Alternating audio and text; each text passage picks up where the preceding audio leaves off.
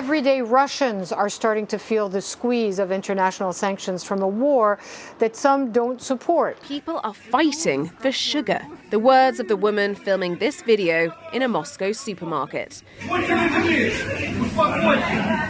The shop worker asking people to stay calm and to stop fighting. Vladimir Putin has put Russia in a position such that really until he's out of power, they won't be able to get any better.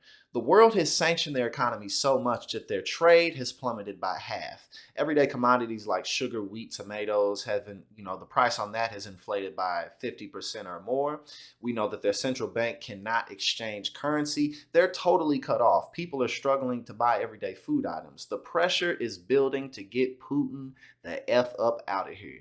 And listen, I'm telling you, what Joe Biden recently said that once this is all said and done, he can't remain in power, that's the truth, because Russia's going to need to receive large investments from the rest of the world in order to catch up. Since their trade's been cut in half, their industries can't produce anything.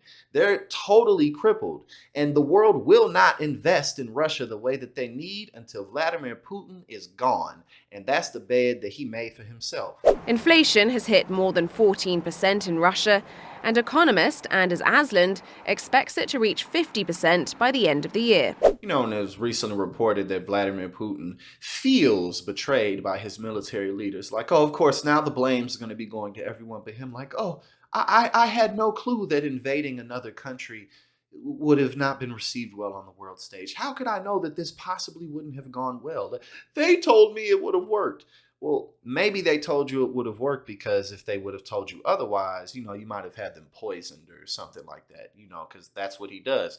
He doesn't want to accept things that he doesn't want to hear. This is totally his doing. I mean, what did Warren Buffett say? It takes 20 years to build a reputation and just 5 minutes or 5 seconds to ruin it. And if you realize that, you'll do things differently. Apparently, Vladimir Putin has never read that quote, or he's just been in power for way too long and it's clearly gone to his head because this man is out of his mind. Certain goods have seen huge price increases. Compared to last year, sugar is 37% more expensive. The prices for bananas and tomatoes are up by around 50% and rises, albeit smaller, across a whole range of household staples. So probably about half of Russia's foreign trade has ceased. And this means that companies can't get parts. And the Russian economy is basically integrated with the world economy. Listen, I don't care how big, how macho, or how much the public loves you. The reality of Russia, yes, Vladimir Putin basically is the dictator of Russia, but he's not the dictator to the degree that, let's say, Kim Jong-un is. The Russian people are connected to the rest of the world. North Koreans, they're totally blockaded from that. Russians are not, which means that there is a limit.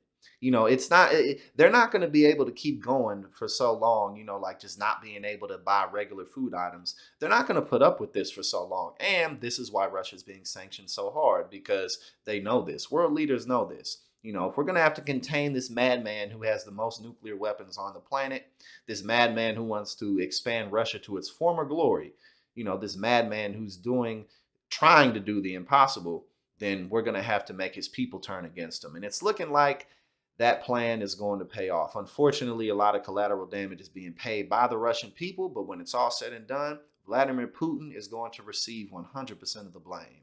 And that's the bet he made for himself.